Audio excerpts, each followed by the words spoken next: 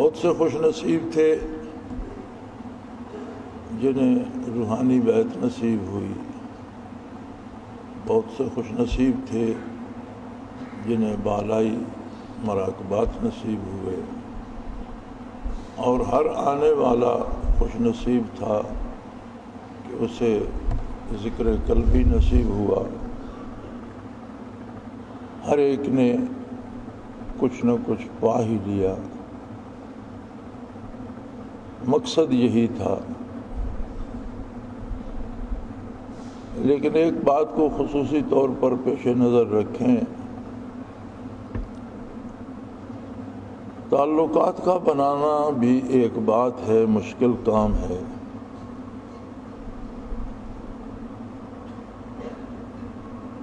رشتے بنانا، تعلق بنانا آسان نہیں ہوتا، لیکن مشکل اس وقت آتی ہے جب اس کے ساتھ نبھا کرنا پڑتا ہے۔ یہ زندگی کا سودا ہے۔ جنہیں روحانی بیعت نصیب ہوئی، اب یہ ان کے ذمہ ہے کہ وہ زندگی میں اس نعمت سے کتنی وفا کرتے ہیں۔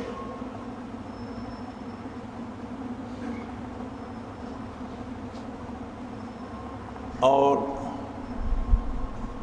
کس طرح سے نباہ کرتے ہیں۔ محبت کے رشتے بڑے نازک ہوتے ہیں۔ دنیا میں مضبوط ترین رشتہ محبت کا ہے، لیکن اپنی ساری مضبوطی کے ساتھ بہت حساس اور نازک ترین بھی ہے۔ آپ نے دیکھا ہوگا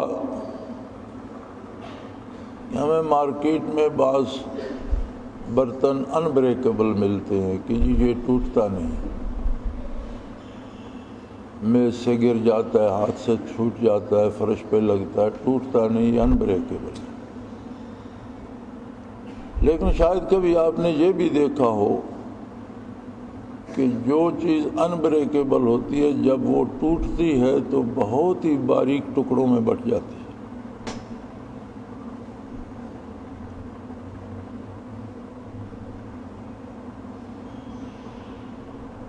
جو شے بھی، جو برتن بھی انبریکیبل ہوتا ہے، جب وہ ٹوٹتا ہے تو ریزہ ریزہ ہو جاتا ہے۔ یہی حال محبت کے رشتوں کا ہوتا ہے۔ اللہ کریم نے اس رشتے کے بارے فرمایا فَمَن نَكَسَ فَإِنَّمَا يَنْكُسُ عَلَى نَفْسِهِ، جس نے توڑا اس نے اپنے پلے باقی کچھ بھی نہیں چھوڑا، ریزہ ریزہ ہو گیا۔ توبہ کا دروازہ کھلا رہتا ہے اور اللہ کی بخشش بہت وسیع ہے۔ ہمارے گناہوں سے اس کی بخشش وسیع تر ہے، لیکن یہ گناہ اور توبہ کا رشتہ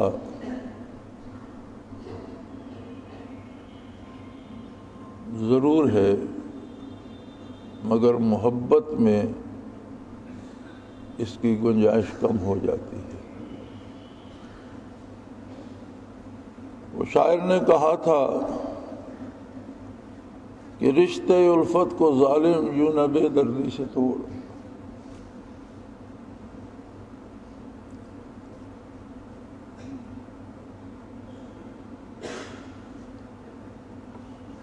رشتے الفت کو ظالم یوں نہ بے دردی سے توڑ، جڑ تو پھر یہ جائے گا لیکن گرا رہ جائے گی۔ وہ بات پھر سے نہیں بنتی جو ٹوٹ کر جوڑا جاتا ہے، گرا رہ جاتی ہے۔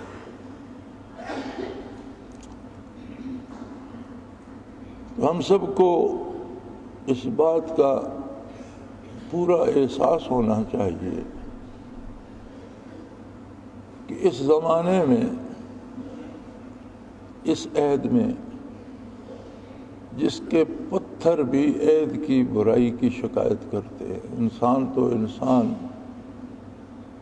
شجر و حجر بھی اس عید کی بے راروی پہ نوحہ کناں ہیں۔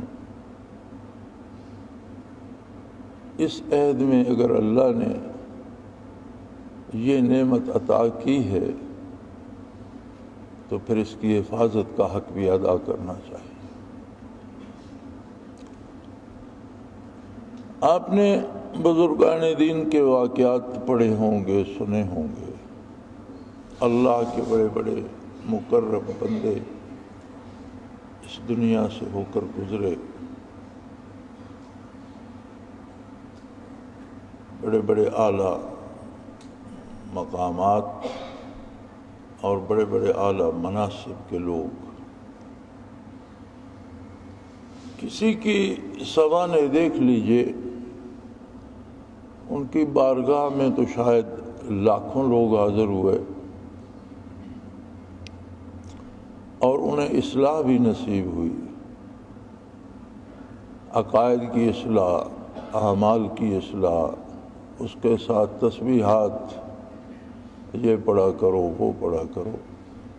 لیکن بہت ہی کم خوش نصیب ایسے ہوں گے جنہیں کسی نے ذکر قلبی کا سبق دیا۔ یہ اتنا نازک معاملہ ہے کہ بہت ہی بڑے بڑے نامور حضرات کے ساتھ اول تو کوئی ایسا بندہ ملتا نہیں جسے انہوں نے کیفیات قلبی عطا کی ہوں، اور اگر ملیں گے 1 2 3 4 5 اس سے زیادہ نہیں ملتے، اس لیے کہ یہ رشتہ بہت نازک بھی ہے، بہت حساس بھی ہے، اگرچہ مضبوط ترین رشتہ ہے۔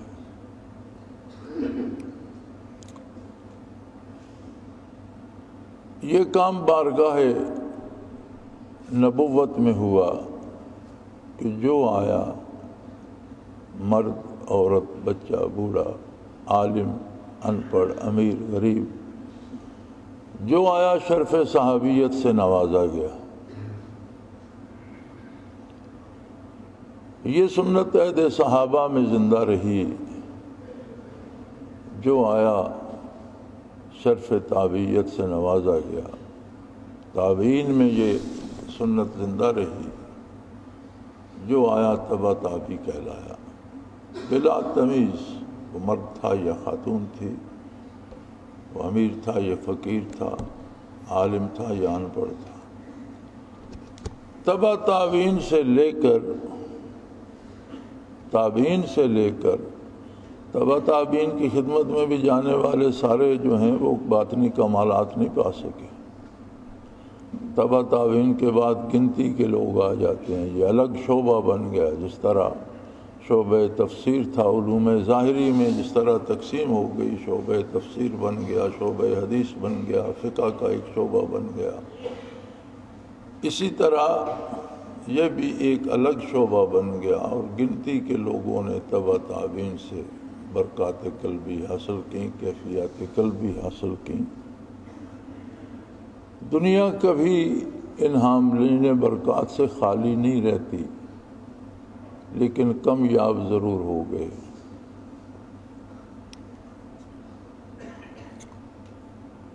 اور یہ ایک حقیقت ہے، عقیدت اپنی جگہ، حقائق ہوتے ہیں۔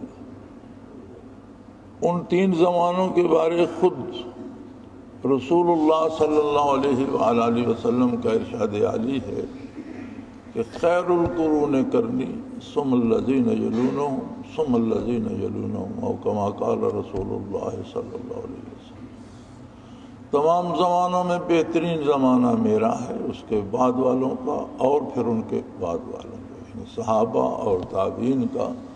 یہ 3 عہد خیر القرون کہلاتے ہیں، بہترین زمانے جو آسمان نے کبھی زمین پہ دیکھے، بہترین زمانے جن پر کبھی سورج طلوع ہوا۔ پہلی امتوں سے لے کر قیامت تک آنے والے لوگوں تک ہر زمانے میں ہر عہد سے یہ 3 زمانے بہتر ہیں۔ اللہ کریم کا ایک اپنا نظام ہے، اگر سوکھا پڑتا ہے تو برسات بھی ہوتی ہے، اندھیرا بڑھتا ہے تو فجر طلوع ہو جاتی ہے۔ اس کا ایک اپنا نظام ہے، چیزوں کو بیلنس رکھتا ہے، برابر رکھتا ہے، تبھی نظام کائنات چلتا ہے۔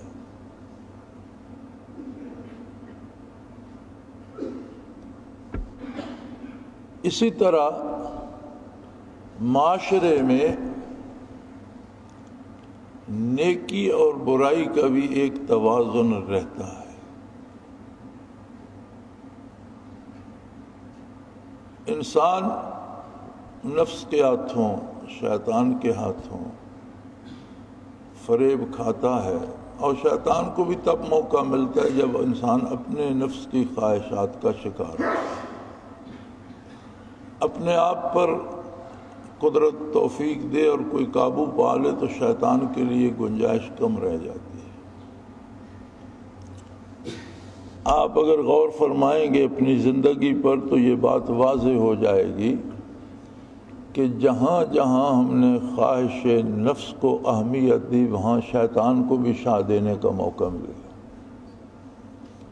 اور جسے اللہ نے توفیق بخشی، خواہشات نفس پہ قابو پایا اور اس نے شریعت مطہرہ پہ نگاہ رکھی اور قرآن و سنت پہ نگاہ رکھی، وہاں شیطان کے لیے بھی موقع کم ہوتا چلا گیا۔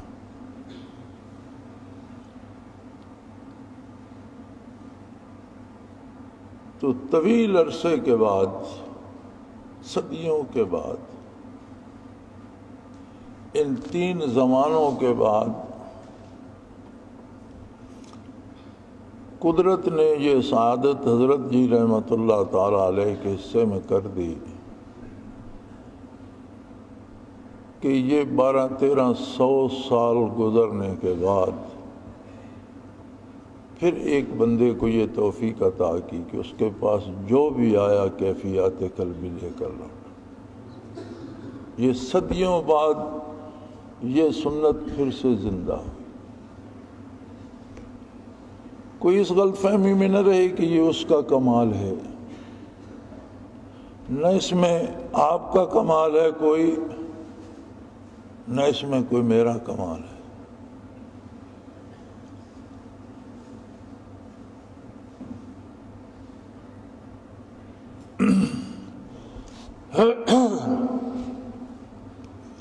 فرمایا یمنون علیک ان اسلموا قل لا تمنوا علیہ۔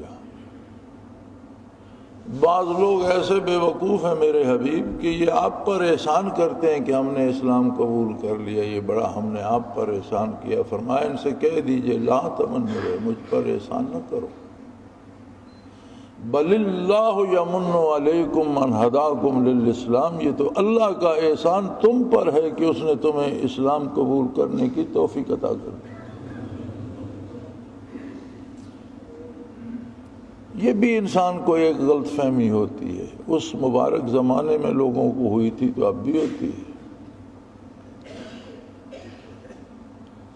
تو کوئی یہ نہ سمجھے کہ اس میں میرا کمال ہے، نہ میرا کمال ہے نہ آپ کا کمال ہے، کوئی بھی اپنا کمال نہ سمجھے، اس کا احسان ہے، اس نے اس نظام کو بیلنس رکھنا تھا، کچھ لوگوں کے دلوں میں اپنی یاد کو بسانا تھا، کچھ سینوں کو منور کرنا تھا۔